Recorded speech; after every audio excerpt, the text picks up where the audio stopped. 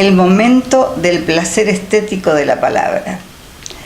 Hoy, desde Librería Tito, en el mini micro libros y revistas, elijo un libro en homenaje a García Márquez, pero previamente les voy a presentar 3 libros para que ustedes se lleguen a Librería Tito y los adquieran, los recorran, miren sus páginas, sus prólogos, sus contratapas. En este caso, Paulo Coelho, El vencedor está solo, un título ya de por sí atrapante, pero que nos indica de alguna manera por qué los que se sienten vencedores a veces están solos. Simplemente porque Paulo Coelho lo dice, y lo dice en primera persona. ¿Hasta qué punto se pueden manipular nuestros sueños y cómo a veces el poder y el dinero permiten que nuestros sueños sean manipulados? Paulo Coelho, El vencedor está solo. Recomendación de este espacio de literatura y de Librería Tito, por supuesto. Primero voy a hablar de estos 2 libros. La misma autora, 2 libros extraordinarios. Hay muchos lectores en Villocampo porque los charlo con ellos, de Isabel Allende. Pero cada día hay más libros en Librería Tito de Isabel Allende. Muchísimas obras de esta autora chilena extraordinaria. Y una de ellas que la recomiendo es La suma de los días. Autobiografía de toda su vida, de los fracasos, de los éxitos, de la marginalidad, de la destrucción de la familia, de cómo volver a encontrarse. Entonces ella habla y le agradece a sus hijos haber permitido que cuente la suma de sus días. Impecable escritura de Isabel Allende. Y la otra, Hija de la Fortuna. Esta es una obra bien ya novelística, donde aparece más la ficción que esta, que es un poco autobiográfica. El viaje de una desconocida mujer que se casa con alguien que necesita recuperar arcas de oro en Estados Unidos, y que luego de esa travesía tan horrenda, ella descubre a un sacerdote hindú que la ayuda a vivir la vida de otra manera diferente. Son las travesías indudablemente de la propia vida de Isabel Allende que lleva a la ficción desde otra mirada. Quizás no la de su propia vida en este caso, sino la de otras vidas. Tantas vidas chilenas, por ejemplo. Y el oro. Y para terminar esta primera parte con Librería Tito, les quiero contar que la próxima presentación del libro va a ser esta.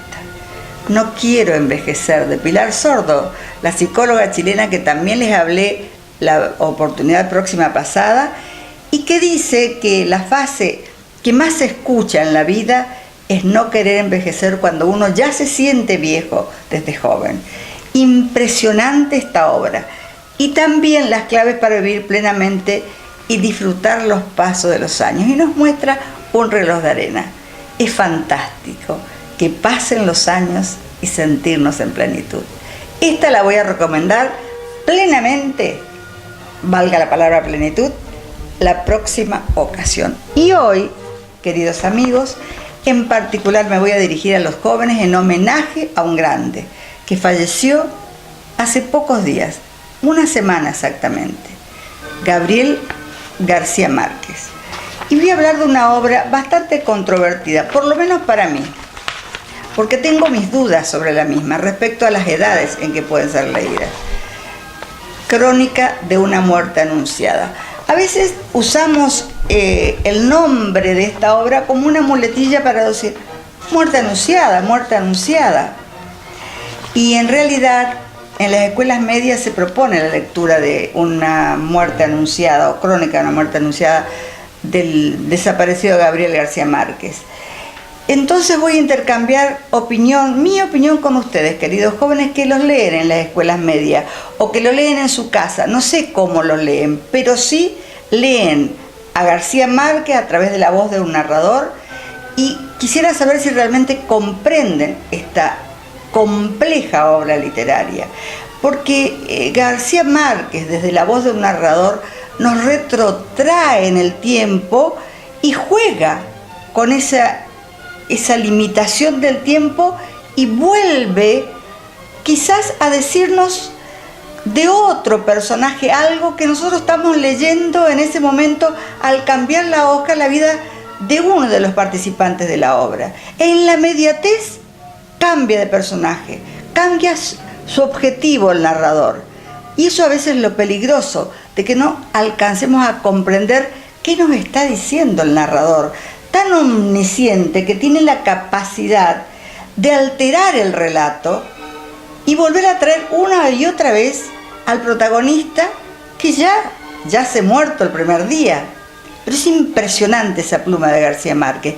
Por eso es importante que los profesores o cualquier adulto que lea con los adolescentes los lleve no solamente en la práctica cotidiana de responder preguntas sobre la obra, sino que los lleve a comprender por qué tantas vicisitudes en una misma obra y en un solo día pueden aparecer proyectos tan increíbles de vida, de muerte, de casamiento, de frustraciones, de asesinato, de corridas, de delirios, de tantas cosas en un día, hasta la aparición de un obispo, a quien hay que saludarlo con pleitesía.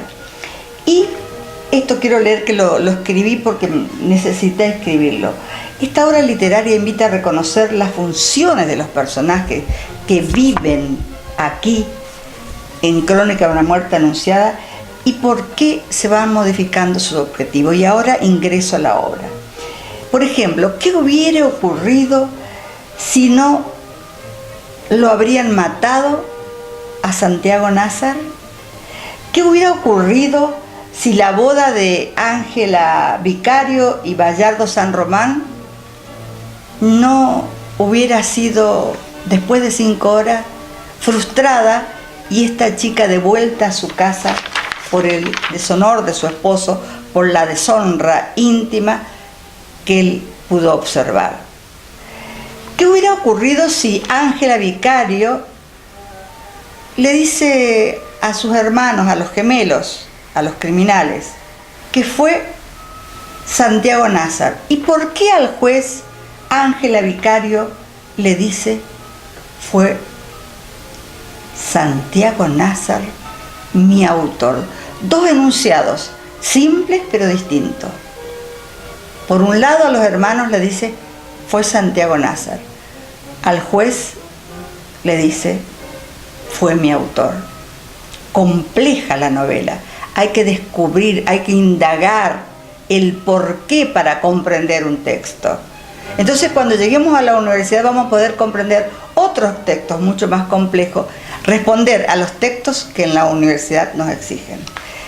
García Márquez, en esta corta pero compleja novela, nos muestra el verdadero realismo mágico y cómo llegó indudablemente a ser el más influyente escritor de literatura universal.